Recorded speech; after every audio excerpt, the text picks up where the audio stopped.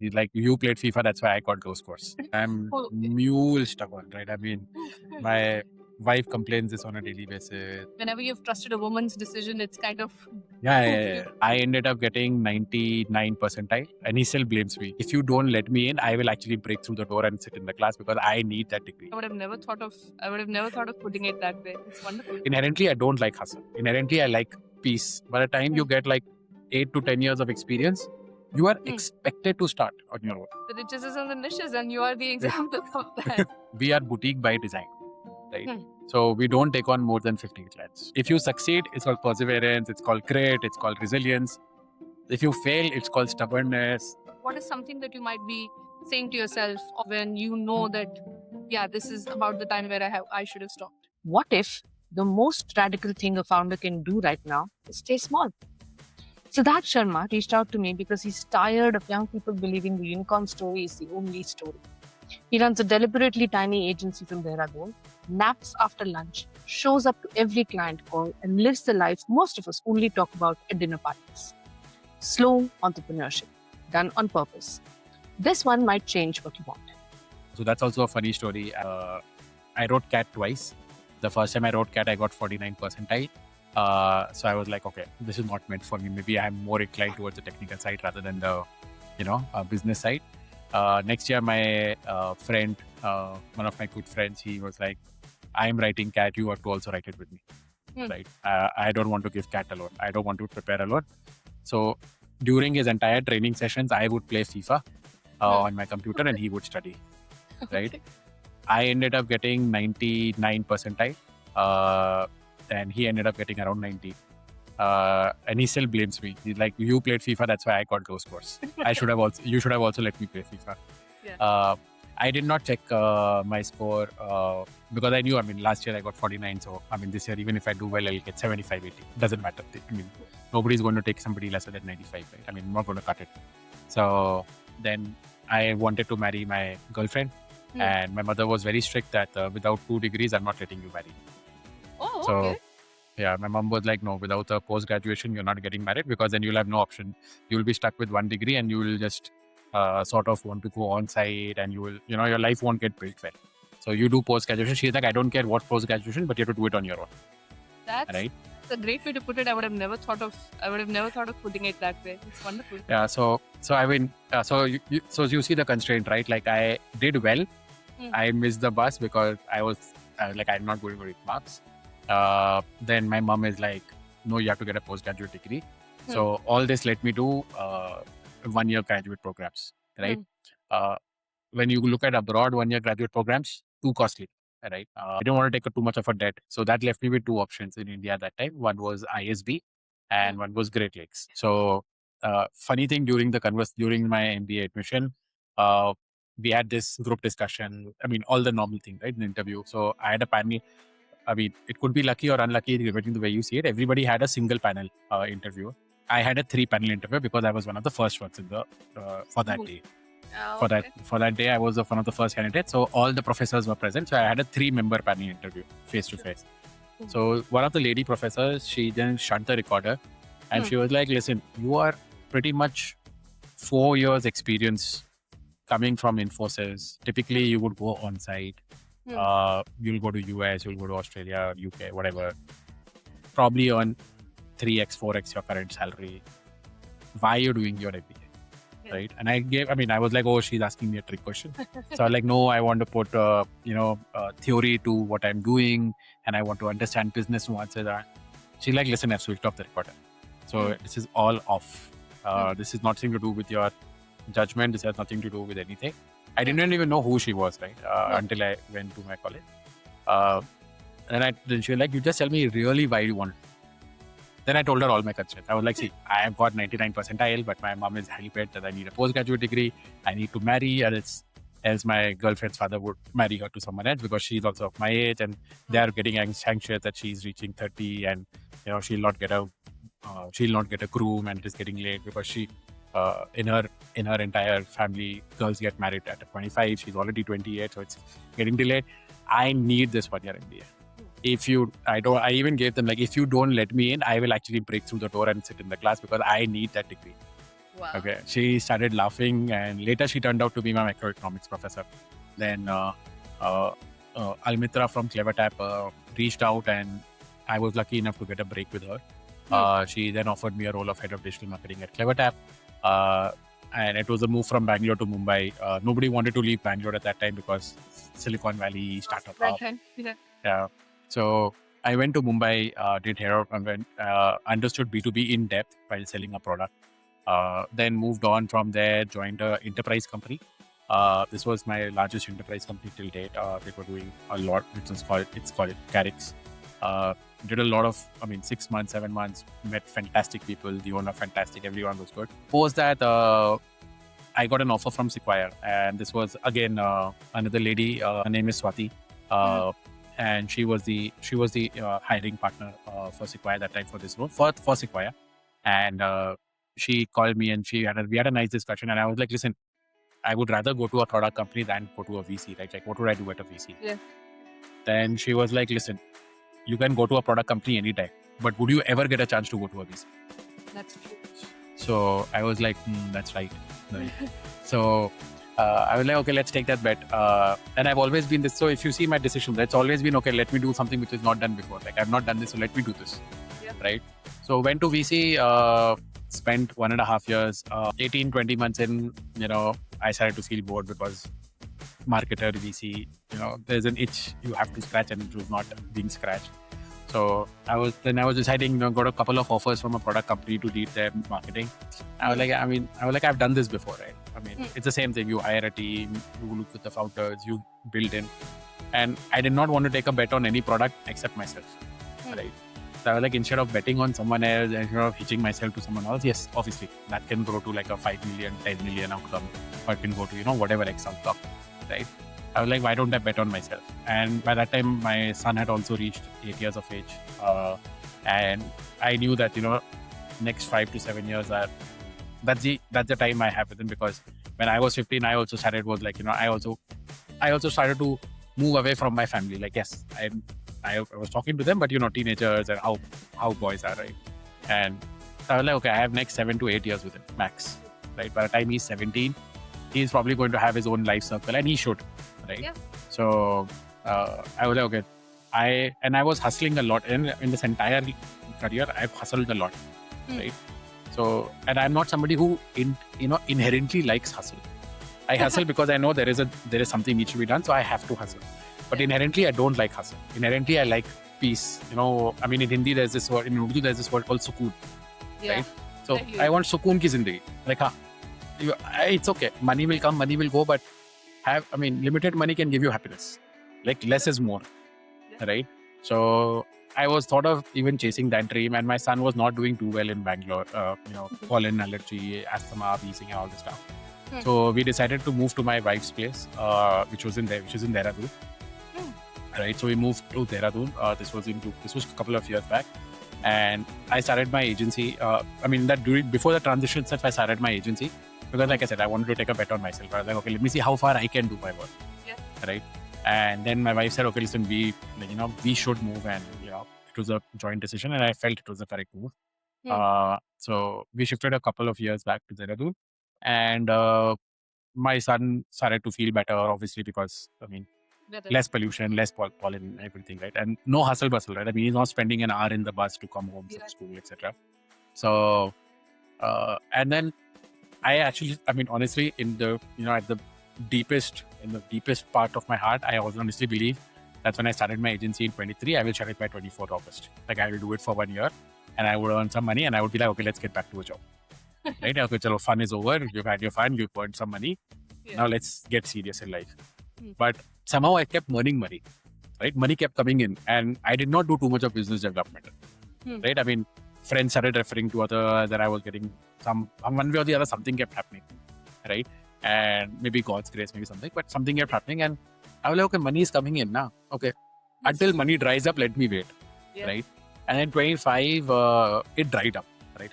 Every business goes through this, right? So it dried up where I had only one client, and I had a team, because obviously when you're servicing a lot of clients, you need people.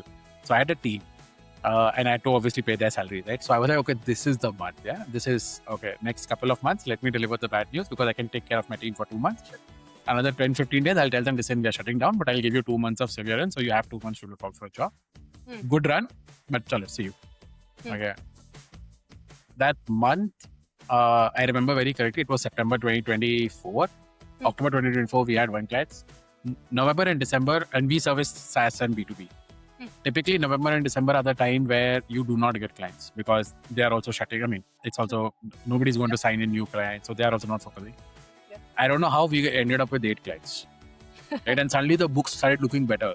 And suddenly there was a demand for more people in the team because these people were not able to handle that volume. And I was like, no, I was thinking of shutting it down. I was telling my co-founder, I was thinking actually, let's shut it down. And you were like, no, let's not shut it down now.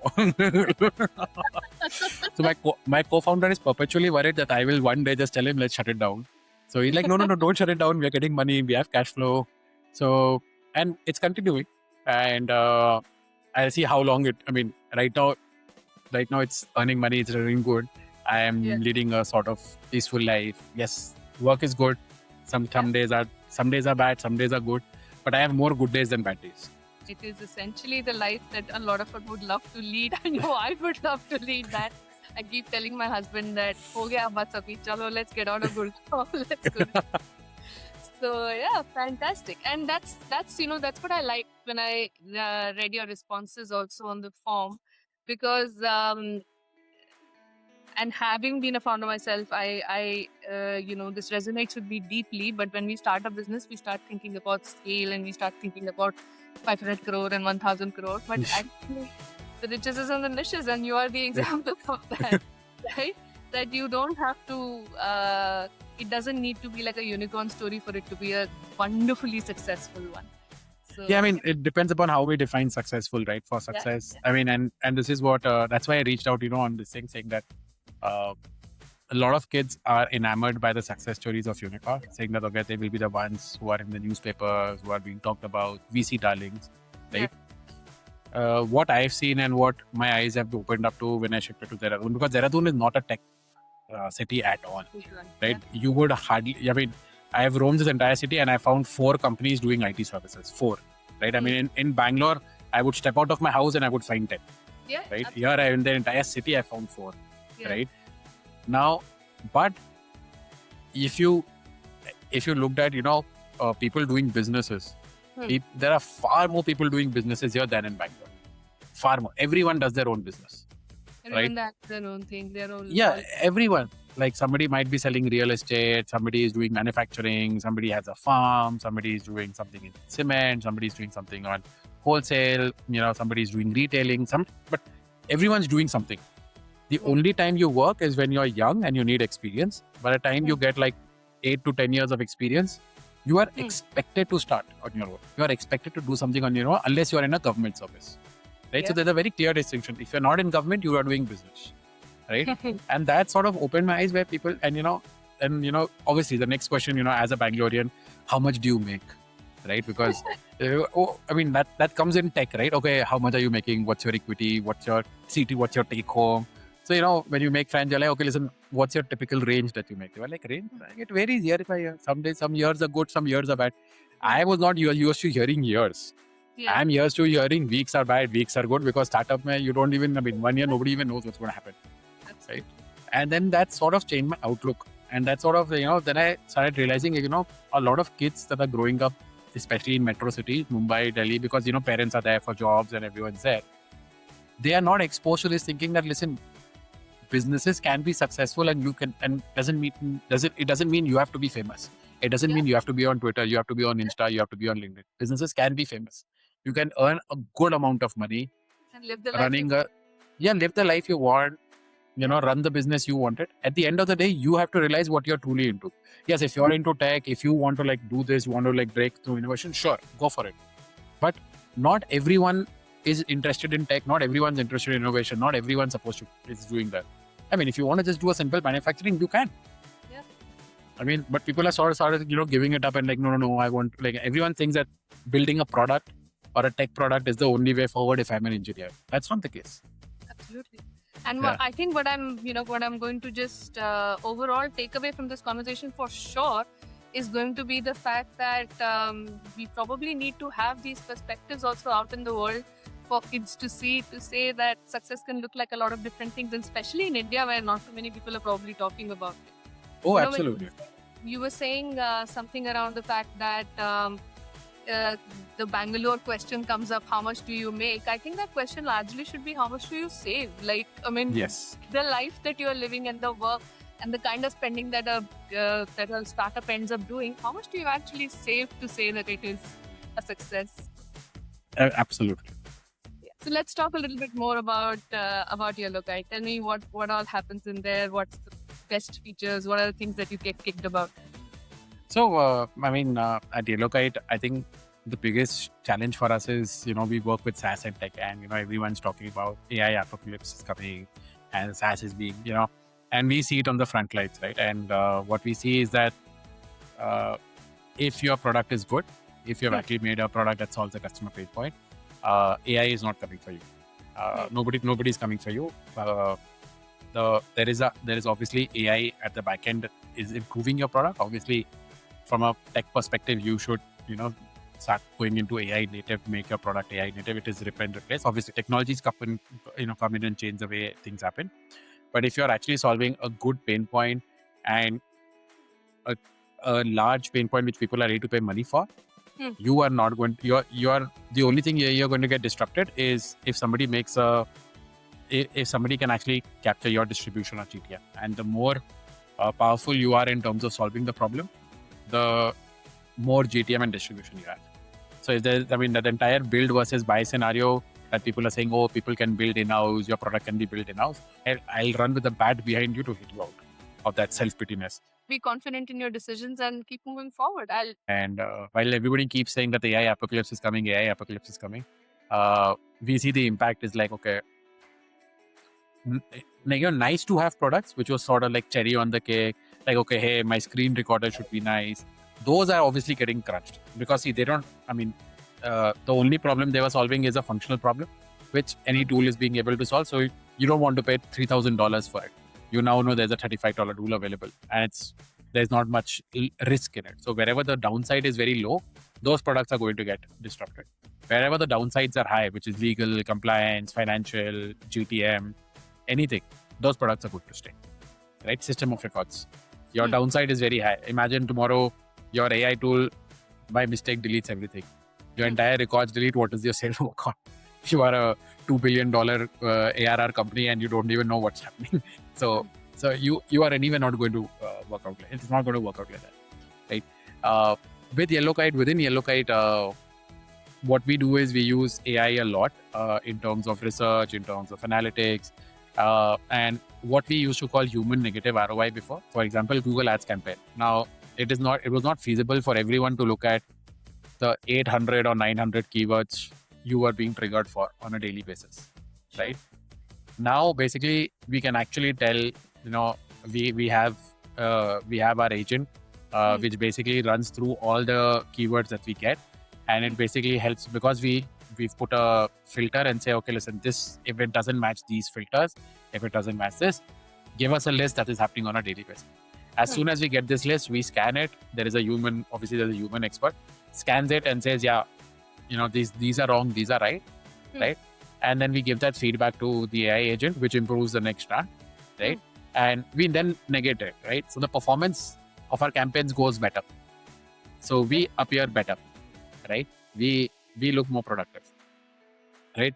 And this was negative ROI work because if I were to use a human before, they would sit and do this. It would take them 5 hours, 8 hours, 1 day entire spend. I would rather have this person optimize my campaign, not by, just selecting one negative keyword rather than by saying, okay, let's spend more money on one campaign, let's shut this campaign. So I would rather have him work on strategy than on, small impact.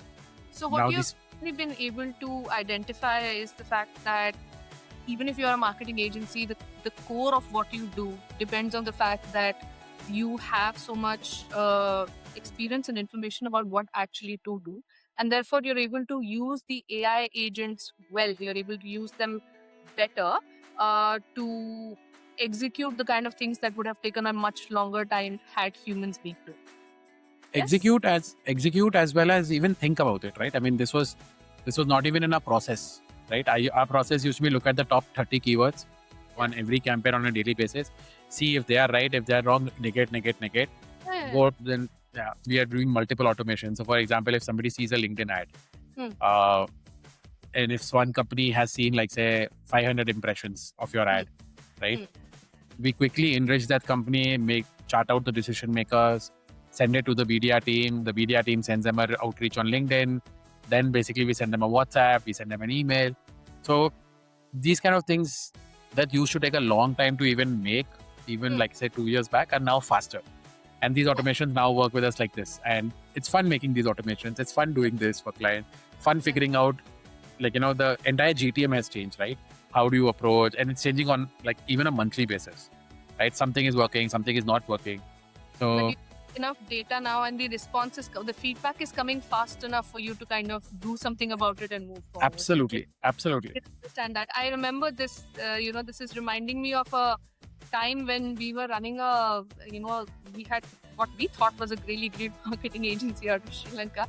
And we had a campaign running for my last company. We had a campaign running where the ads were being shown at a time when cartoons run.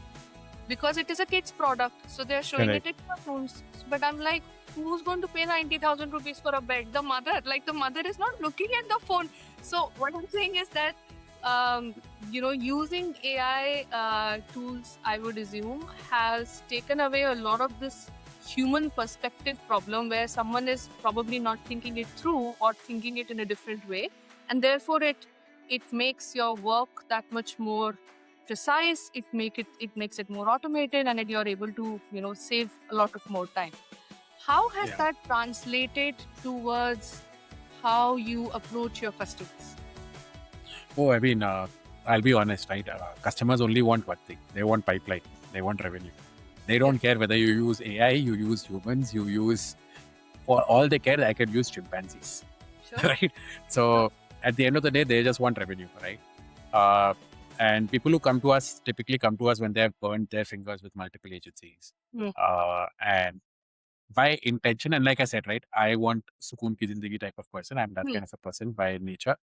So by nature itself, and this nature has flown to my agency, we are boutique by design, right? So we don't take on more than 15 clients, right? I mean, then it becomes too much work for me. The other thing is, like I said, I love to be in trenches. So I go to every review call, weekly, monthly, quarterly, fortnightly. Whenever there is a meeting, I would be there, right? 12 a.m., 11 a.m., 4 p.m. Very rare, if something else, like, there's an overlapping, or if my kid needs to, it's a personal emergency, something, would I miss it? Else, I don't miss any reviews, right? And this obviously cannot scale, right? I mean, I cannot, if I'm looking at 50 clients or 100 clients, I cannot be there in every meeting, right? So by my nature, because of my nature and because of the way I am, the company is by design boutique, right? Now, clients come to us when they've burnt with multiple agencies, and they find it refreshing that the person who sold us or who was sitting at the sales table is the one who's hearing the rant that leads are not coming in, right? And I mean, we are not successful 100% of the time. We fail, but our main defining feature is that we will fail, but we will get up. Like, every failure is a learning note for us. Every time we fail, we own it up. We don't hide behind vanity metrics. We don't say, oh, listen, your ad was there, and this is what happened, and you've done this, but this is not happening. This might be a product problem. Whatever it is, we give it straight up front. We say, okay, we hypothesized this. This was our hypothesis. This was our going to go goal. We did not do this. We did not achieve this. Now we're shifting our strategy.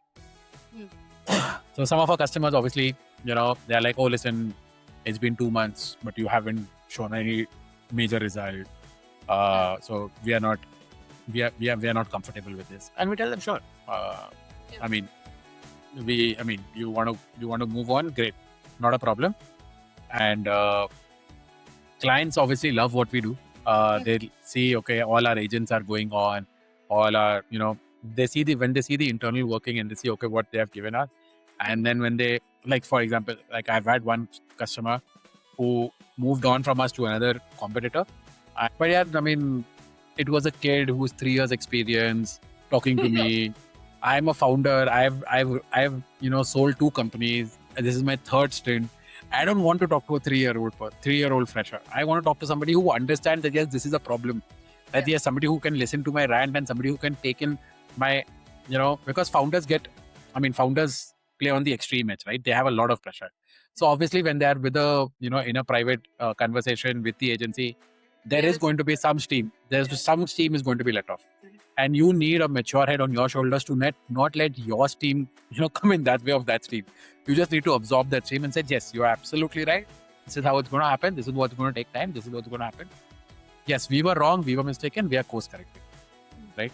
So, everybody, about what you're telling me is the fact that and nature, your nature has been a main character in this conversation. We've spoken about how the way that you take decisions have molded your life. And also one thing that I noticed was that there's always been whenever you've trusted a woman's decision, it's kind of gotten yeah. But what are some of the things that your nature that might have possibly come in the way? Oh, I'm stubborn as a mule, right? I'm mule stubborn, right? I mean, my wife complains this on a daily basis that when I'm wrong, even when I know, okay, this is 80% probability I'm not going to do this. My stubbornness doesn't let me quit. My stubbornness will no, do it, fail, and then say to yourself, I know it failed. While I could very well see before that it would most probably fail, right? Then, that's what perseverance looks like, right? That's what we teach our kids to... Dual edge. There is resilience and there is stubbornness, right? Okay. So it's a dual-edged sword, right? If you succeed, it's called perseverance, it's called perseverance, it's called grit, it's called resilience. If you fail, it's called stubbornness.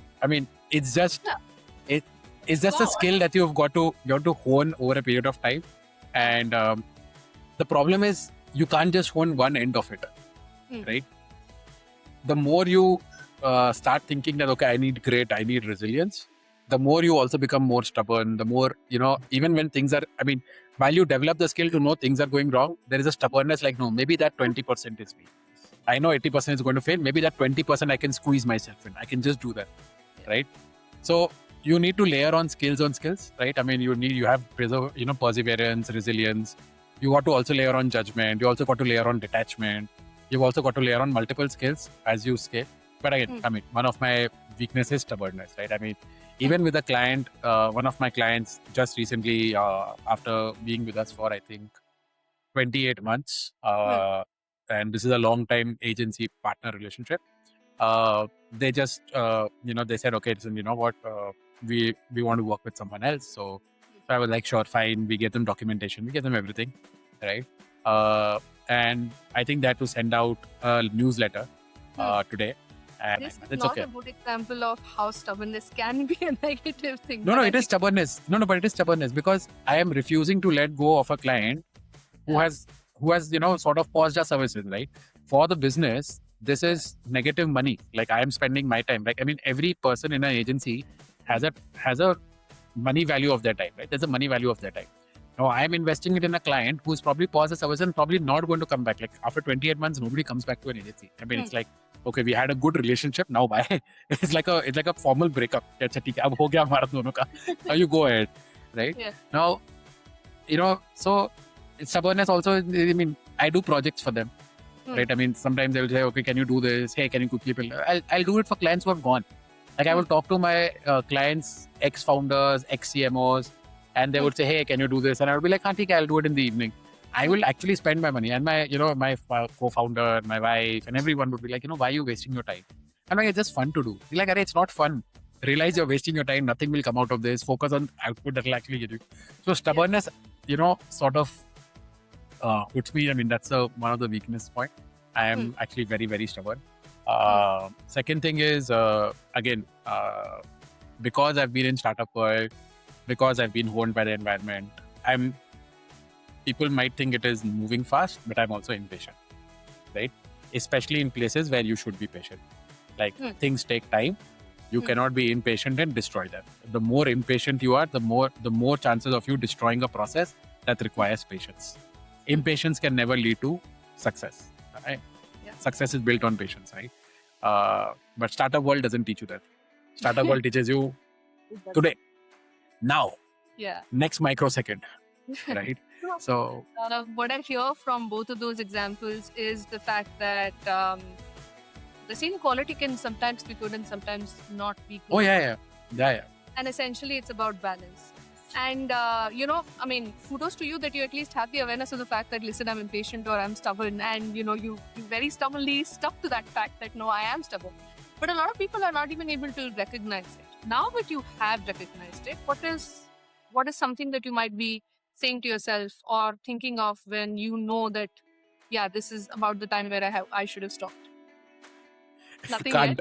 Yet? I cannot. It's very me, right? I cannot stop myself from doing it. Yes, I do go back and try to reflect, but it becomes very hard to reflect. And I'm like, okay, this is me. So I've been very, very straightforward with my co-founder, with my team. And I tell them very clearly, listen, this is my weakness. This is who I am as a person. Moments you feel this is happening, please tell me on my face. Do not fear. There are no repercussions. There is nothing like, oh, if I tell the CEO of the company, this is what he's doing is impatient, I will get fired. I'm like, you'll never get fired for this. The only time you get fired is when you don't show work ethics, right? So my team, first initially when you tell this show juniors, the juniors are like, okay, this guy is faffing, right? He's saying some nice words because Netflix CEO book also had these nice words, right? So, but over a period of time, they've all realized that, okay, he actually means this, because I've been very impatient sometimes. And then they have to tell, okay, you're being very impatient, wait, relax, things will move. You cannot push this process. They've learned to trust that. And I just tell myself, okay, listen, I am not, what they are saying, I need to hear, right? As painful as it sounds, I need to hear. I do not need to cut the call, right? Yeah. And I can't tell you how many people might be resonating with what you're saying, right?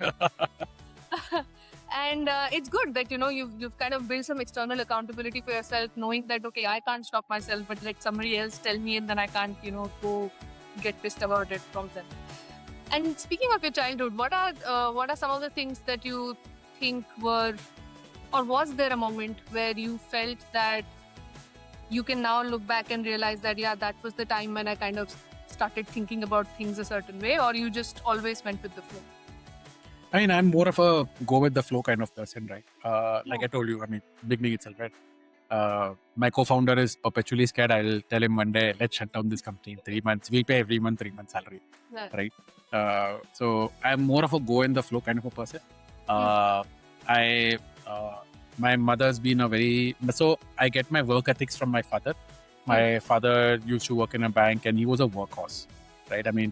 People, when they use this terminology, they use it to refer to athletes who was, like a workhorse in cricket, who's delivering for his team. My father was a workhorse when it came to work, right? I have seen him, and this is way back in Lucknow when Lucknow would get flooded with Gomti River during heavy rains. I have seen him take a boat and go to the office to make sure the office files are safely stored on the 4th floor, 5th floor, so that they don't get destroyed, right? And he's put us in the house, on the 1st floor, saying that you stay here, I'll go and get it done. This is like flooding, but the flooding has happened in the city, right? So I've seen him do that. I've seen him stay away from his family because he was transferred to another state and city. He didn't want to move us because moving us would cause a lot of disruption to our studies. I've seen him do that, spend 7 years away from your wife, kids, everyone, come only visit on holidays. I've seen him struggle. Pure work ethics, right? Pure just putting everything on the line for work and, making sure that there is money at the table when we are sitting and there is no problem for that. That I've learned from my father. From my mother, I think I've got the attitude of, you can always start over. Even if you hit zero. Yeah. You are sufficiently prepared. We have given you enough education. You should be enough aware of the world. And by the time you have reached now 30, 40, 35, you can start over anytime you want. There is nothing to be scared of. People have started at 50, people have started at 40, people started at 20, people started at 60. There is no age to start over. All you've got to do is believe in yourself and not be scared. The moment you're scared, the moment you let fear creep in, is the moment where you are sort of surrendering yourself and saying, you're sort of playing a victim card to the world, saying that, listen, I'm a victim, or I've been victimized. Oh, you're trying to self-pity yourself, and she's like, that is the worst thing you can ever do. Like, I would run, she was like, I'll run with a bat behind you to hit you out of that self-pityness. So my mom's always like, listen, there is always going to be a way. Always. Use the brain that you have in your head to figure it out. One way or the other, some tickdom will work. Figure it out what works, double down on it. You fail, start over. You fail, start over. There is not going to be a day where if you keep trying that you will not succeed. One day you will succeed and then double down on that success. But don't be dumb. Don't be naive. Don't be dumb. Yeah, don't be dumb. Don't be like, okay, I have to do this, so I'll take a 5 CR bank loan. Oh, it failed. Oh, I'll sell off everything. No, don't be dumb. Don't be naive. But that doesn't mean that you should get scared of the world or you should get scared of anything and, leave everything like, okay, now I don't know what to do. Be helpless. See, like, never be helpless. Right? And, how can you teach your children anything if you don't know it? And this is just such a great string of generational knowledge and generational experience passing down so seamlessly. And I mean, you've obviously spoken about the fact of how you kind of view it into your work. Does it come into play in your parenting as well? Do you, how do you think it? You would also know this very well. There is no book or there is no guideline for parenting, right? And the more you try to be perfect, the more wrong you become. The more you're going to mess it up. The more you're going to mess it. Yeah. And the more you think about it, okay, I'm not being a good parent. Oh, I have to do this also. Oh, this parent is doing this. Oh, let me see what other parents are doing. Oh, let me read online what's happening. Oh, let me take inspiration from these people. The more you do it, the more wrong you become. I think our parents were 100% right when they did it. They were like, जैसे भी पल रहे हैं पलने दो. I have to make them grow up in my ethics. Now that can have a positive impact or a negative impact. So be it. Yeah. But I will, I have learned that if I am not if I'm not true to myself, if I'm not who I am in front of my kid will basically learn that he has to put on multiple hats or multiple faces with different set of people. He has to be true to what his nature is. So that, how they say in marketing, right, that you have to find one golden thread. Like if I had to find a golden thread, it would simply be just be confident in your decisions and just keep moving forward. And that's what you're teaching your kid. That's what your parents taught you. And, you've got your center. You have a moral center. Just go with it and be confident in your decisions and keep moving forward. I really, really enjoyed the conversation with that. I wish we could, continue speaking for a couple of hours more because we haven't even gone too much in your business and gone to like any other details. But I feel like it was a very, very fantastic conversation. I love speaking to you, and I hope that we can do this sometime soon. Oh, absolutely! Thank you so much, Neha. Thank you. Thanks for your time. I'm just going to stop recording. Yeah.